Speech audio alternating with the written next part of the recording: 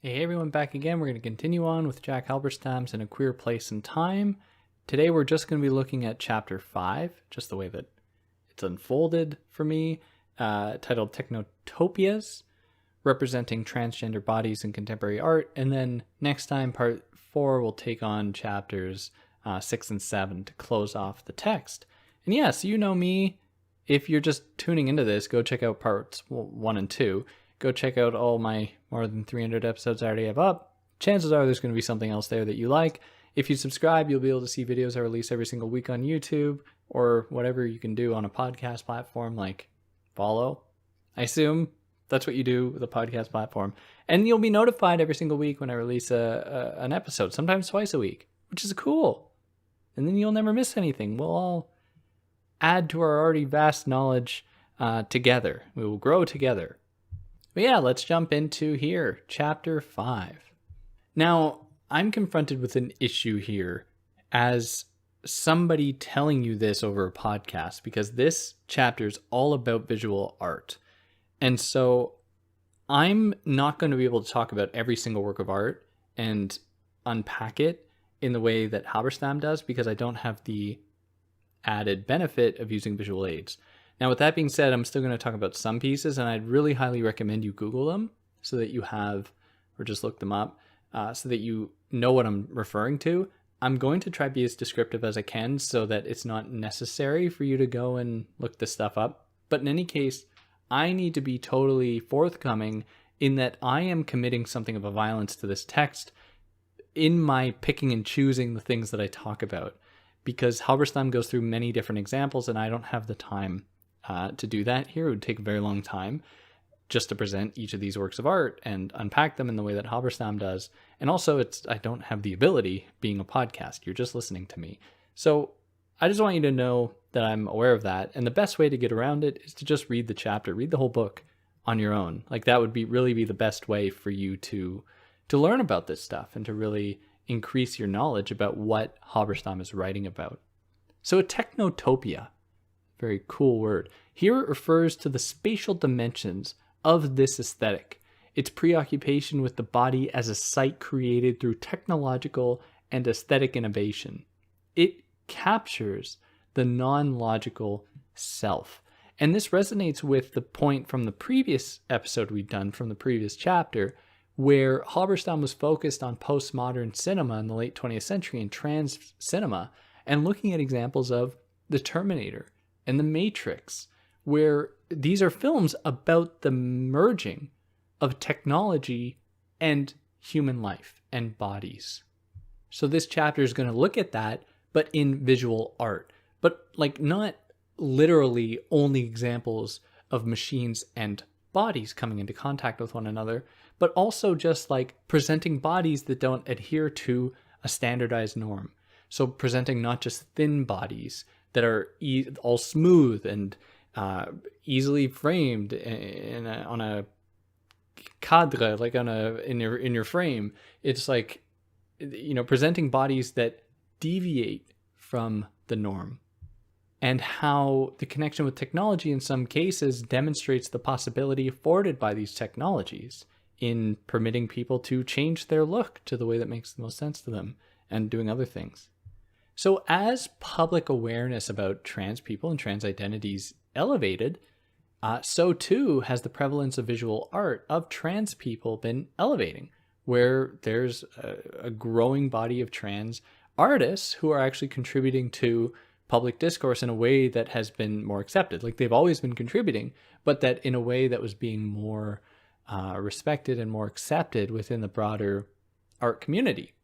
However, this art often skips over representing trans people and instead focuses on transsexual bodies. So in this case, we see this distinction again between transgender people and transsexual people.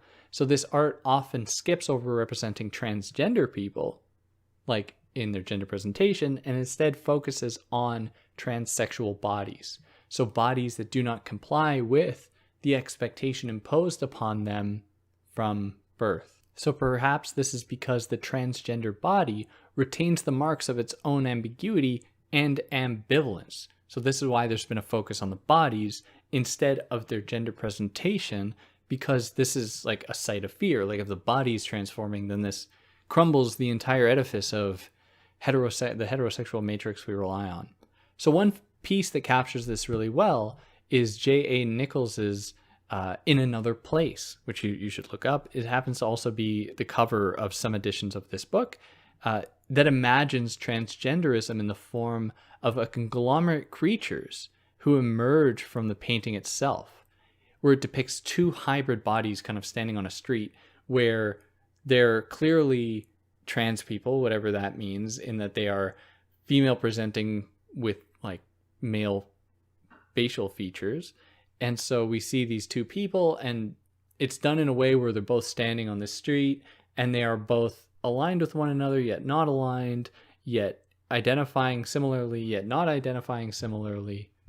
And in case you didn't know, my understanding of art and art criticism and art theory is embarrassingly low. I am not well versed in this stuff. So if I come off like someone who has no idea what they're talking about with art theory and how to view art, then that is very much the case. But so go look up this artwork In Another Place by J.A. Nichols. It's brilliant. Like it's amazing. I don't know why, because I don't have the language to explain art or to identify like what makes art beautiful. It really is though, just because how it makes me feel. But anyways, so this chapter is going to look at postmodern visual art culture, not as a consequence of late capitalism, nor as a natural opposition to late capitalism, but as the generative clash between new modes of cultural production and late capitalism. So here Halberstam is not saying that it is just the product of capitalism, nor is it just created to oppose capitalism, but it's its own thing, with its own history, with its own attachments, with its own, its own communities that it fosters, it cultivates and creates. So unlike people like Jameson and Harvey mentioned in one of the previous episodes, who think that postmodern art as a form of is just like a form of institutionalization, it's just a way to naturalize capitalist relations, it distracts people from the real problems in the world, they think that it is just like opposed to modernism that welcomes a revolutionary desire. So they put all their eggs in modernist art as a way to possibly resist capitalist exploitation, and they see postmodern art as being like too focused on the local, on individual people's experiences. However, as Halberstam points out, there's a moment in Jameson in the cultural logic of late capitalism when he meditates on the potentials afforded by postmodern architecture to open the door for new subjectivities and orientations.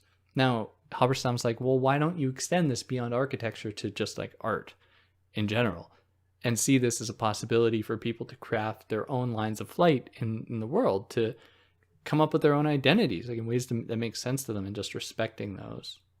So Halberstam wants to view trans art as a utopian technotopia, or spatially an imaginative formulation of a body, to open up possibilities for what it means to have a body, to be human. So the postmodern interrogation of the subject, which is often just a white, cisgender, hetero subject, the postmodern interrogation of this subject welcomes the creation of new bodies in an aesthetic realm that offers a way to begin adapting to life after the death of the subject. So the death of the subject, perhaps a play on the death of the author, in Foucault's words, or the Balt piece on that.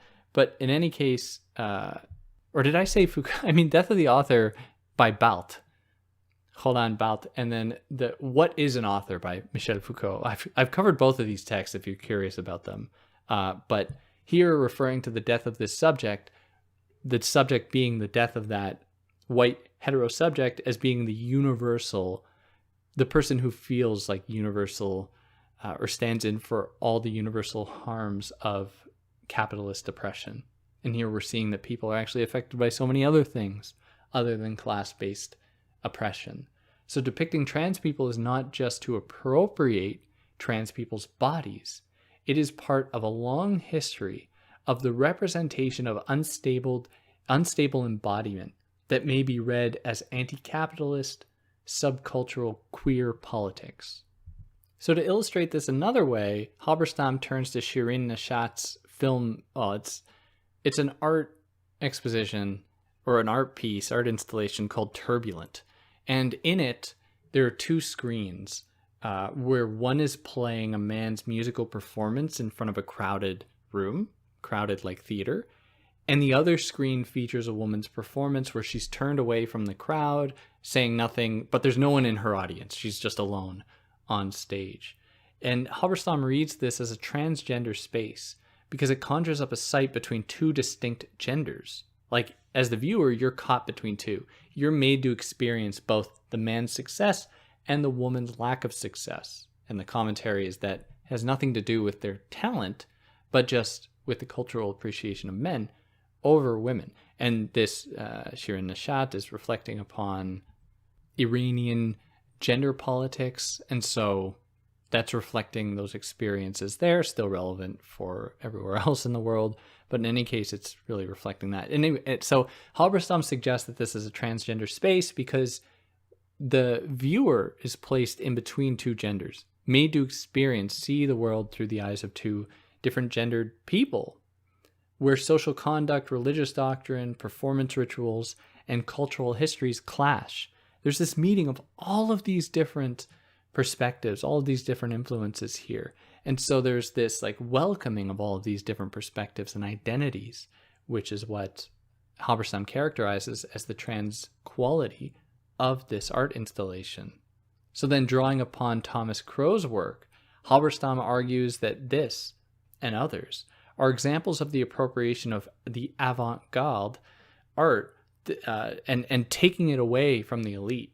So the avant-garde is not just something used in elitist circles by the wealthiest people to contemplate their own existence, but these are examples of efforts to recapture life from our administered and rationalized society, to use the avant-garde not just to confirm like aristocratic views or, upper class bourgeois sensibilities, but it is also to call attention to, or to use that medium of avant-garde art to call attention to our administrated and highly rationalized society and to oppose its efforts at rationalization. So it's important to note that this focus in this chapter is not only on transgender art of and by trans people, or in either case, it is also about the ambiguous states of being that can be summarized as transgender.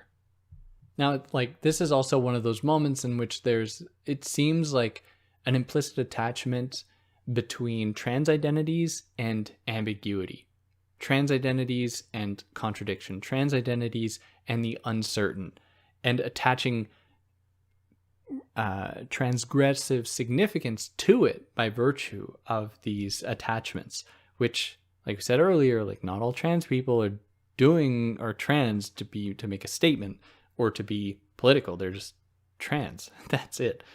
So I always question this implicit attachment between the ambiguous and trans identity, or the uncertain and trans identity.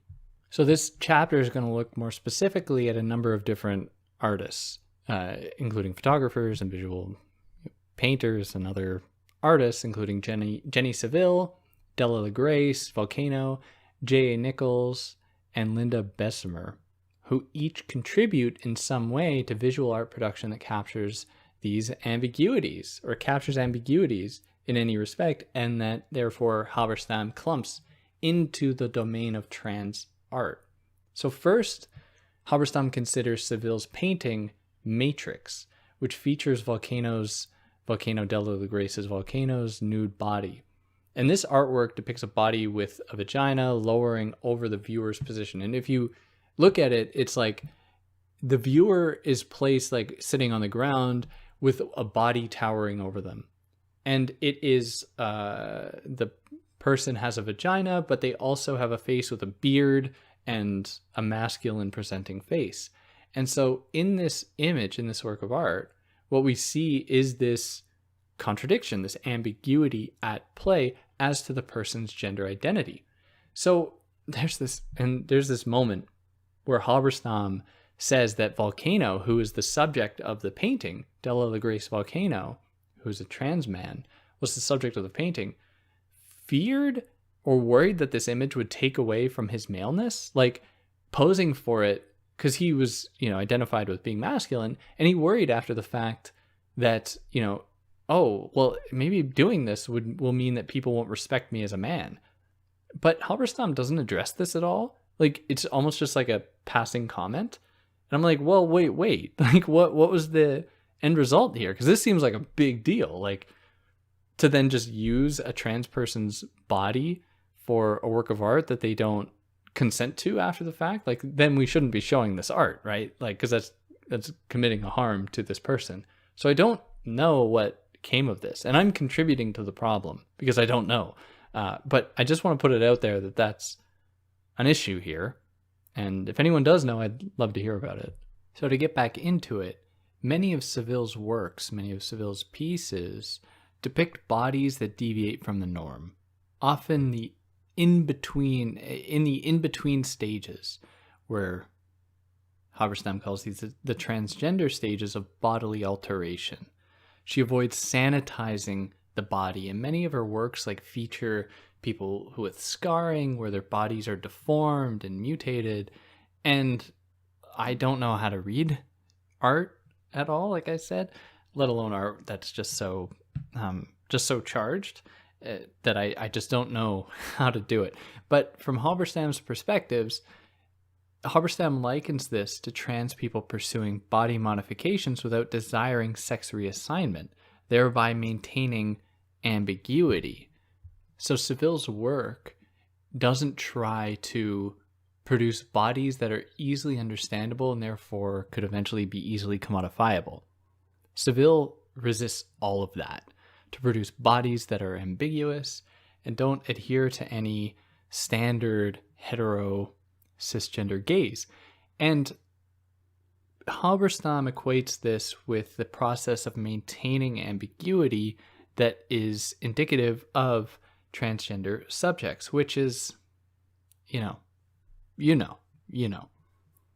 And even to say that these people are pursuing body modifications without desiring sex reassignment is still to commit to this distinction between, transsexual versus transgender. You can do the body modifications, but if they aren't going to touch your genitalia or change your genitalia, then then you're a transgender person. Whereas if your genitalia is adjusted, then you're a transsexual person, maintaining this very firm distinction still between real bodies versus fake artificial gender. Now, Volcano, Della Grace's Volcano, and definitely go check out Della Grace's work. It's all it's brilliant. But Volcano's photography is similar to Seville's work in that it explores the contours and erotics of what he calls sublime mutation by glorifying bodies and body parts that might otherwise be read as freakish or ugly. So, for example, there's the piece called Transgenital Landscapes, you should definitely check out. But these are pieces of photography that present people undergoing bodily transformations or who exist in gendered ambiguous bodies, which is always difficult terrain.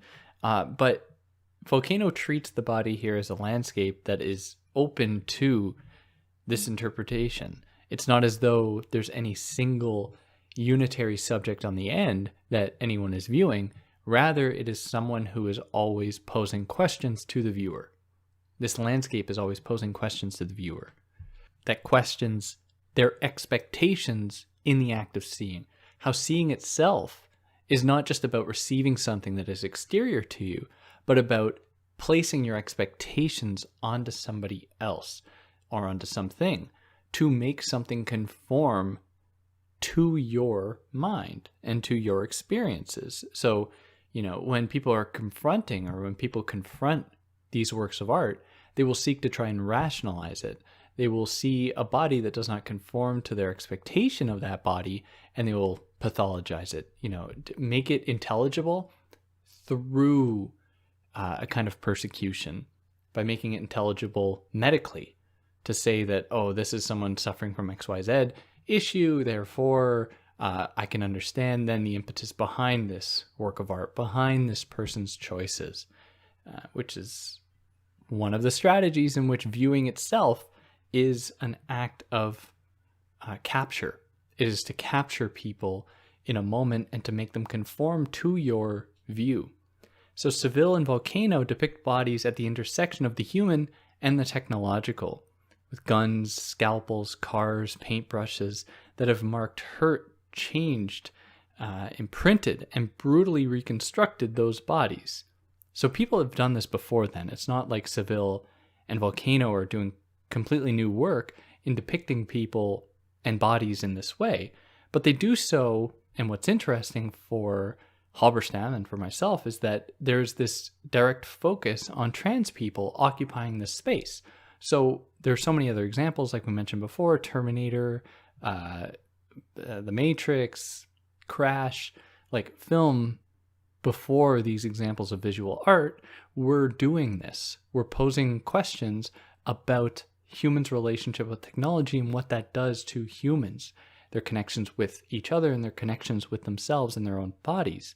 But by bringing trans people into the fold reveals the extent to which that there is some possibility here in this, subgenre of visual art culture, in these art installations and in film that explores these ideas about bodily transformation, about transformation in general. So within even art circles, one of the main influences was Eva Hesse, whose work largely disrupted artistic conventions. So she challenged artistic temporality. So Hesse's work, like if you check it out, like one of her art pieces is like these pieces of fabric that are degrading, and they're just hanging up in a planned way, in a planned pattern. And for Hesse, the effort was to rethink what it meant for art to be produced and to rethink our relationship to art. So she challenged artistic temporality. So we thought, or we think that if someone produces a work of art, it has to stand the test of time. We have to protect it, we have to keep it away from the elements, from degrading. She didn't want that. She thought an artwork should mutate, it should develop, it should change, it should age like a human almost. She challenged artistic permanence. She wanted her art to not be the same throughout its entire life, that it will degrade, it will change and take on an entirely new face. And she wanted to disrupt the idea of unitary figures by breaking the depicted object into fragmented parts. So many of her works include bodies that aren't like totalized, or things that aren't totalized in themselves in the way that they're presented, but rather they're presented through their parts. Many of the parts are deconstructed and look like glued together or poorly attached together, and this signals that it's going to be an art form that's going to disrupt your expectation. When you see a work of art, you will largely want to have something conform to your expectation, but this is going to disrupt that. So Hesse's art, or Hesse, I should have checked if it was Hesse or Hesse, Hesse, but that can be pronounced sometimes. Hesse's art pioneered an exploration of gendered subjectivity as a set of dislocated experiences. So whenever we talk or try to really depict trans or queer identities, because there isn't already an entire archive to draw from throughout the course of Western civilization, because trans and queer people have been repeatedly erased from this history, then it always demands disrupting that history in the production of new trans and queer art, because it rubs up against everything that we know. And so in that way, this is why Halberstam can say that Hesse's art pioneered an exploration of gendered subjectivity as a set of dislocated experiences. They don't lend themselves neatly to the clear temporal framework that white, heterosexual, cis people get to experience. And so it needs to pursue different routes. It needs to present the dislocated experiences instead of the located ones of the majority culture. So Hess, among others, turned the often elitist avant-garde against the elite and appropriated it for queer subcultures. So, for example, there was another artist named Bessemer who made excessive use of color, almost like Impressionism, that was often dissuaded for being feminine. And so there was a period in which, like within art culture, like using too much color would associate your work of art with being feminine. So there was this desire to maintain the masculine character by subduing the use of color. Now, Bessemer resists this. You use tons of color. And it was a way to reclaim what the avant-garde meant, to take it away from the clutches of white upper class sensibilities and interests, and to make it something for everyone, to use it as a template to embrace these different possibilities in art. Now, with all of these examples, the transgender form becomes the most clear and compelling representation of our contemporary state of permanent dislocation, challenging capitalism's rationalization and normalization. So again, it's important not to frame this as like a willing effort to transgress capitalist exploitation, because that is to ascribe too much intent behind being trans, being non-binary, being queer. So in this instead is just an acknowledgement of a potential that is separate from the primary objective of this art, when these people are producing art to represent them and their culture. Like, that just makes sense. They aren't necessarily doing it to mount this political or economic challenge to capitalist exploitation. This is drawing upon one of the affordances of capitalist investment into various different industries that allowed for this burgeoning art scene to occur, while also criticizing and posing problems to capitalism's self-interest, its desire to continually keep expanding and exploiting new markets, and so on. So it's neither a complete repudiation of capitalism, late capitalism, nor is it at all a celebration of it. Definitely veers more towards a critique, while acknowledging these other forces at play that have historically, even before capitalism, limited the presentation of non-binary and queer people within Western culture. You know, I'm using that term very broadly, from Western European culture into the North Americas, really limited trans, queer, non-binary people's contributions to art and society. And yeah, that'll take us to the end here. It's just with the scheduling, with like how long it takes me, I had to make this episode a little shorter. But next time we're going to take on chapters 6 and 7, and that'll be this text. We're going to talk about Austin Powers and the Full Monty. You'll love it. But yeah, if there's anything I left out here, anything I got wrong, I'd love to hear about it. If you like what I did, you can like, share, subscribe, tell your friends. Who knows, they might get a kick out of it. You can leave a review on some podcast platforms if you'd like. I love to read them. And yeah, on that note, take care.